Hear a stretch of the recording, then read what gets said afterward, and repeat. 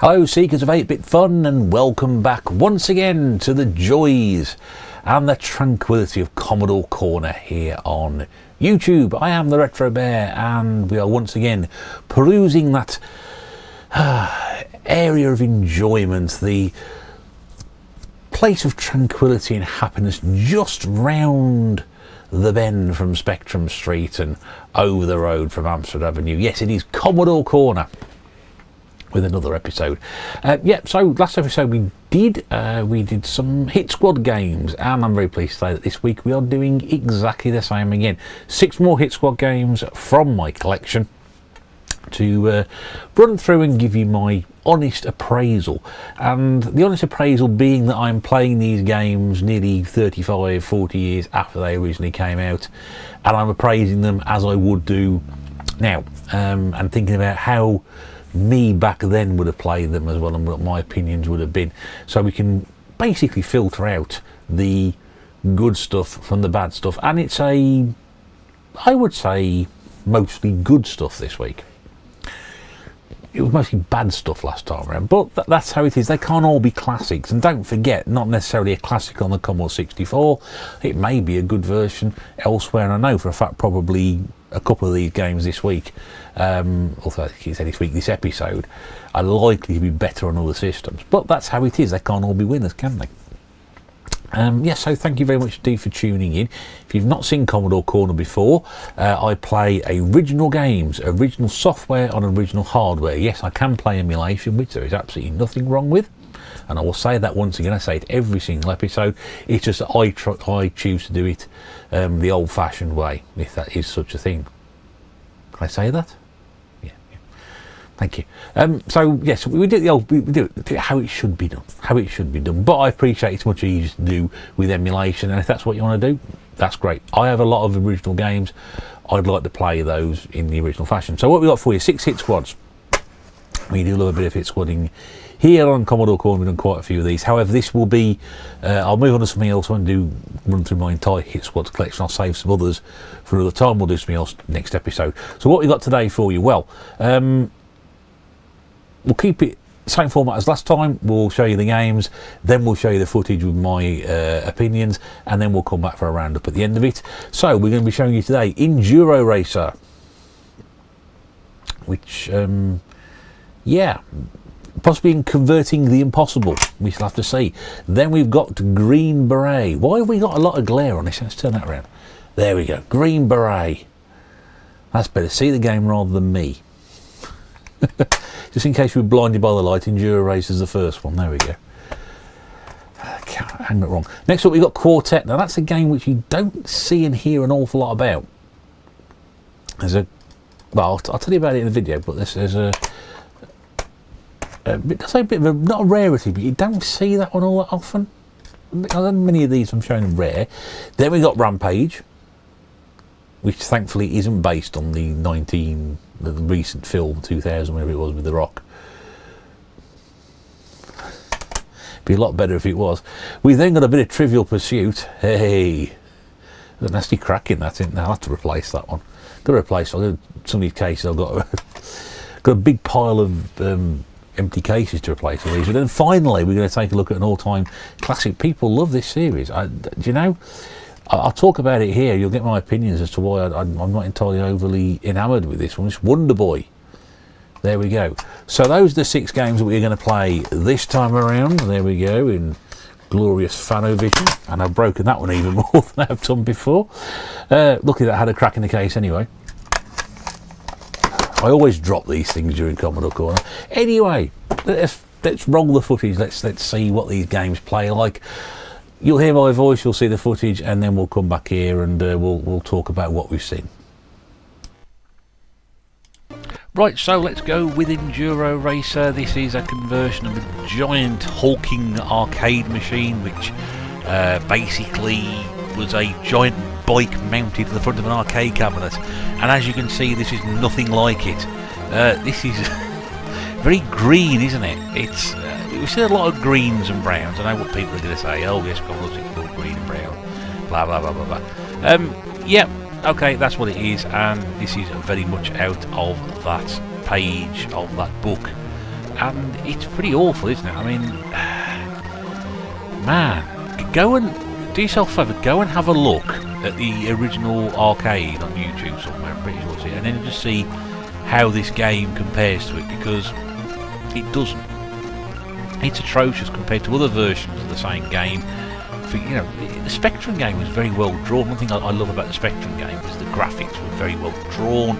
Yes, they might lack the colour, but it looked like what it's meant to be, and this is just nothing like it. This is slow, everything looks a bit backwards, the backgrounds are unimaginative, the side objects on the road are unimaginative, the main graphics are uninspired and not very interesting, and the whole thing seems to move at the speed of, very large people walking very slowly. It's just got there's nothing there to grab you in. I mean, I remember at the time this was reviewed, it was excuse me, it was pretty poor. Even now, looking at it here, it's utterly atrocious. There are far better racing games on the Commodore 64 than this.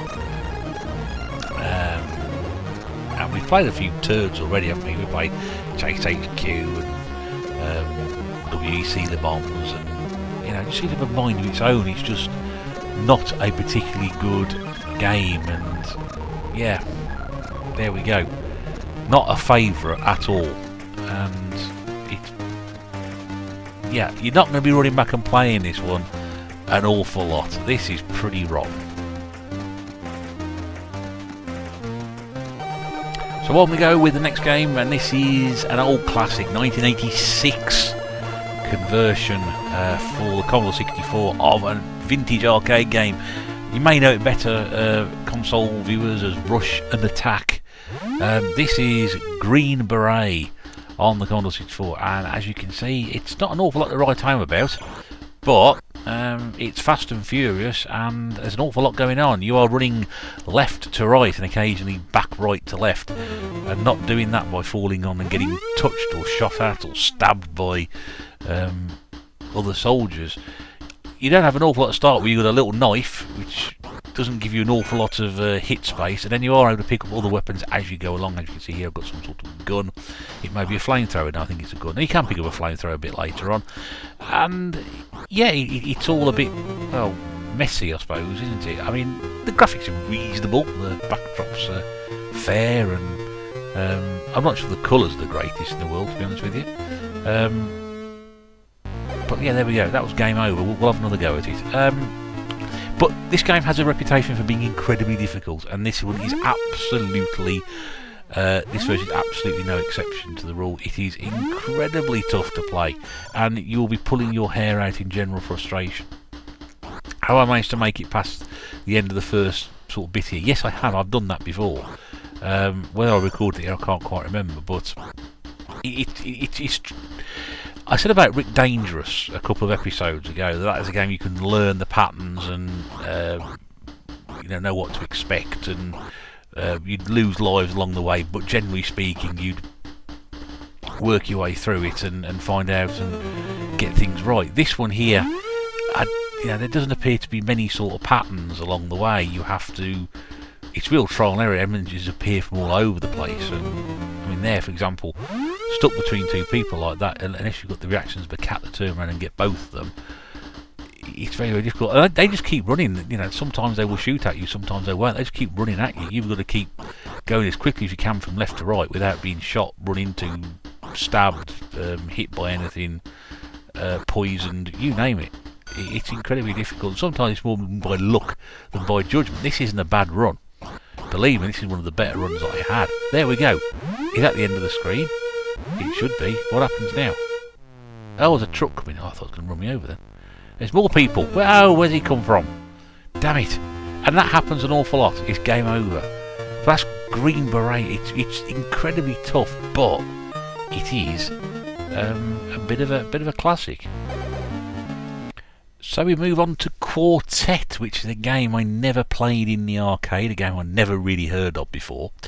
And before we play this, I should point out that the best version is undoubtedly the Master System version, which is not an easy game to get hold of either. This was originally a 4-player arcade game, and it's a exploration, moving left to right around the screen, shooting all the enemies, collecting keys to get to the next stage. And you know what? It's all rather pleasant. It's give you again. We're talking 1986 probably. This is quite an ancient arcade game when it came out. In fact, I remember when reading the review for it, possibly they were saying how old this arcade game was, and as a result of that,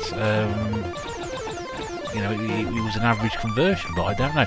So you have to pick that key up there, and then you have to go to the exit to move on to the next level. That was all rather easy, wasn't it? Now, you can see four boxes across the top. You can only have 2 players on this version, so you're only allowed to get 2 players involved, and that's what it is. The arcade original had 4, and this was converted to all the 8-bit system, and that's for some reason the Master System, bizarrely. But anyway, it's quite a fun little game. I mean, you have the jetpack, and then sometimes you don't have the jetpack. You have to find the jetpack in order to fly around and reach higher levels. Very, very clever enemy movement there. Just you saw there at the start, I sort of went back on myself, and the enemy at the top just moved back and forth in line with my movement, so it's very, very interesting to see that. But I must be honest with you, when I played this game, I really got a clue what was going on. I was just sort of working my way from one side of the screen to the other, and trying not to have that happen all the time. But it's a bit like Gauntlet at the top. If you look at the yellow box, for example, the score is, and you've got the power, you sort of find your power meter keeps dropping every time you get hit by something. Luckily it's not one of those one-hit death games, otherwise that would be really painful to do. And what I really need here is the jetpack in order to spend enough time up in the air shooting that giant sort of Death Star knockoff. Is it a Death Star knockoff? Am I getting enough on it? I'm not quite sure, so you have to keep doing that, jumping up and down when it gets closer to keep hammering it. It doesn't fire back at you. That was really strange, but there we go, pick another key up, going on to the next level. So on the whole, it's a bit messy to look at. The music's quite nice, I quite like that. It's quite easy to play, and I got quite far into it, so definitely one I could recommend. Not necessarily one you see all that often though, and this tends to be pretty much a forgotten game. If you can find a Master System version, and a lot of people do enjoy collecting the Master System at the moment, that might be the best version to get because it looks a lot nicer and I think plays an awful lot better as well. But as a whole, this isn't too bad.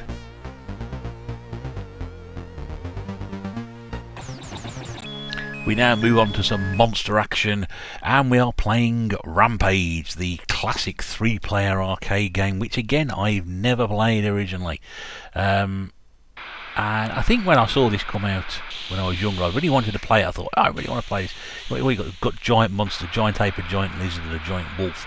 And all you have to do is go around smashing buildings up while avoiding being hit by various helicopters and people firing bullets at you from inside the flats, and also tanks and all those interesting ways of being killed when you're a giant monster that you really look forward to.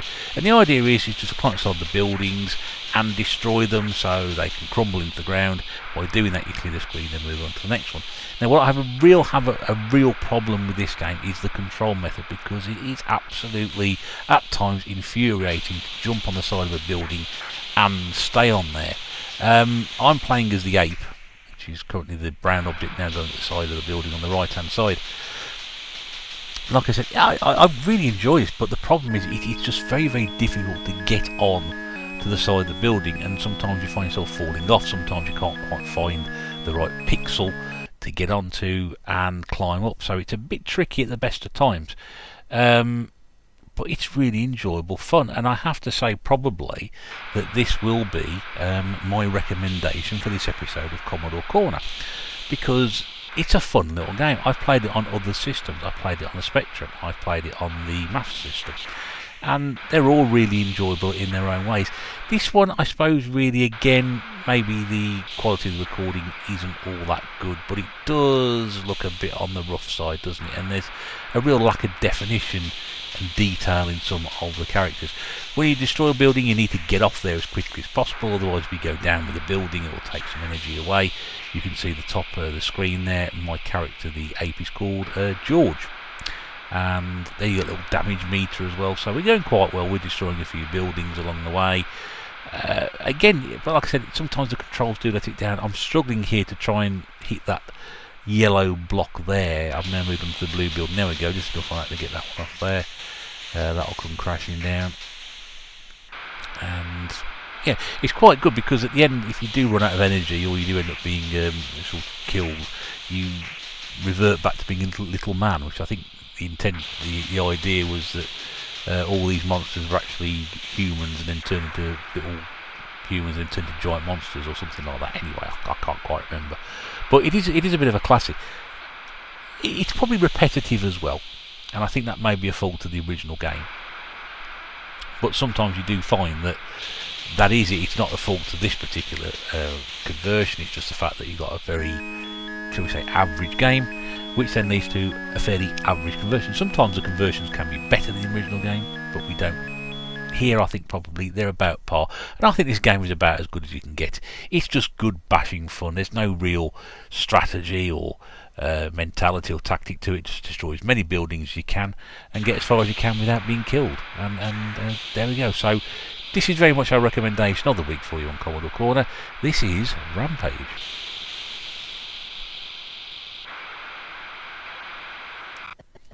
So we now move on to probably the oddest game of the week, and this is Trivial Pursuit, because this is basically Trivial Pursuit. If you've never heard of it, it's a quiz game where you have a number of specialist subjects and a board, and you work your way round your little, I suppose, wheel. And the idea is you collect wedges to fill your wheel in. At the end of the game, if you fill all your wedges and the wheel, you win. And it's interesting to see how a game which is a board game converts itself to a computer, and this is basically what you've got in front of you. You pick a series of questions on different subjects. We've got sport and games, art and literature, history, geography, entertainment, TV and something else. And what you do, you answer a question, it'll give you a option there. Now let's see if you can answer the question on the next one, and I'll talk you through it properly. Geography. There we go, there's the subjects there: science, geography, entertainment, sport, history, art and leisure. So the little character goes into the room here, and then he will ask you the question, what was Mrs. Faulty's Christian name? But you don't get any options, it's not multiple choice or anything like that. They spelled Sybil wrong badly, that's terrible spelling of Sybil. And then you have to sit there and work out what the answer is. And then once you've worked out what the answer is, you press the button, it tells you what the answer is. If you're correct, then you have to be honest and say yes or no. Sometimes you want to say no, you want to say yes when you said no, etc. So it does rely a bit on judgment, and I suppose really in a way it's best played with other people. I quite enjoy playing these games on my own. A penalty is taken and a striker scores a goal off a rebound. What happens? Nothing. It's a goal, isn't it? You don't really take the penalty. Of course, bear in mind this game was created in 1986. A free kick? Don't be silly. When was it a free kick? Somebody else scores a goal or rebound. Don't be daft. Anyway, that's what it is. It's Trivial Pursuit. It's a bit of fun. If quizzes are your thing and you've not played it before, then this is it. I can heartily recommend the Master System version. It's much more fun than this. But yeah, so it is what it is. It's a quiz game. What else can you say? Not a lot.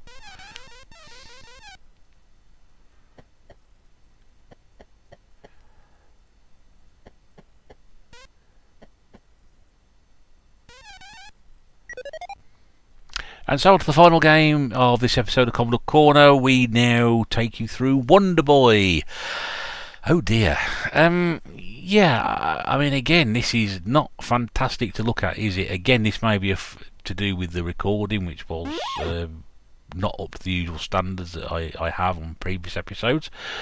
But yeah, it isn't particularly good to look at, is it? I mean, uninspiring would be good. I mean, there's no colours there. You can see there's black background, brown, green. Yeah, that'll get the usual suspects out in force, I dare say.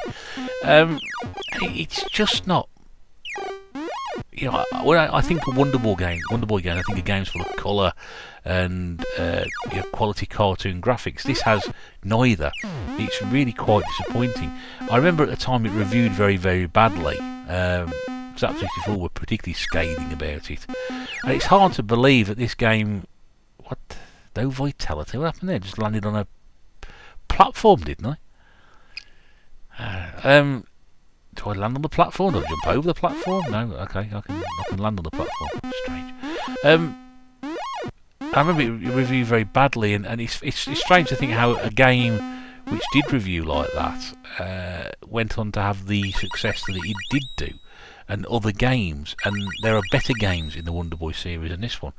Now, I'm not sure this applied to all the 8-bit games or not, I don't know, I've only played this one.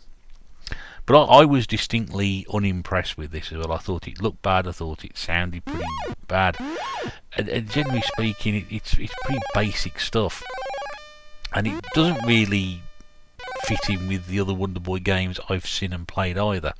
So I can't really recommend this at all. It's a pretty ropey old conversion of an old game, and I'd much rather play one of the Master System ones than this. So if you're a fan of Wonder Boy, yes, you need to check it out, but to be honest with you, I wouldn't bother.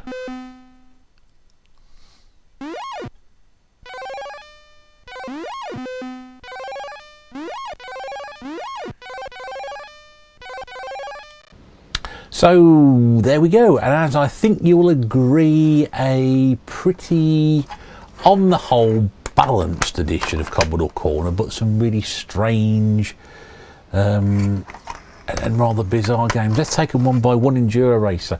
This shows why, once again, that the Commodore 64 was pretty awful when it came to 3D racers. People point out after the last episode there are a couple of good ones on there. I'm not saying there aren't good racers on the Commodore 64, but that was pretty pitiful, wasn't it? I mean, it's practically green. The music's all right, but it's a horrible conversion. It really is. Then we had Green Beret, which I think on any system is an absolute bitch of a game to play. It is incredibly difficult. It is undoubtedly an all-time classic, because if you were looking at the NES when it first came out, that was obviously with its old name Rush and Attack. That was one you see quite a bit, but it is incredibly tricky, and I say unfair at times as well. One of those games that you might add to that list of games that make you cry. Quartet. Now, you see, this is difficult because I never played the original, so I don't quite sure what that's like and how it plays. But that's not too bad. It's a fun little game. It's not anywhere near like the arcade. If you're going to look on YouTube and follow the arcade, it looks like it's completely different. It's not bad. It's just not what I would sort of class as great, really. Well, yeah, it's not bad. It's not bad. Then we had Rampage. A tricky control method with Rampage, which I think lets it down slightly. But I quite enjoyed that. It's good fun. My good friend Gernaldino loves a bit of Rampage, so I hope he's watched that and enjoyed it. But yeah, it's not a bad little conversion, that one. I think probably, again, as I said, it falls in with how good the original game is. The original game was all right, but was it the greatest? Trivial Pursuit. I enjoyed it because I like quiz games. You probably hate it. And you've got to remember the fact that that's probably 35 years old as well. A lot of old questions on there.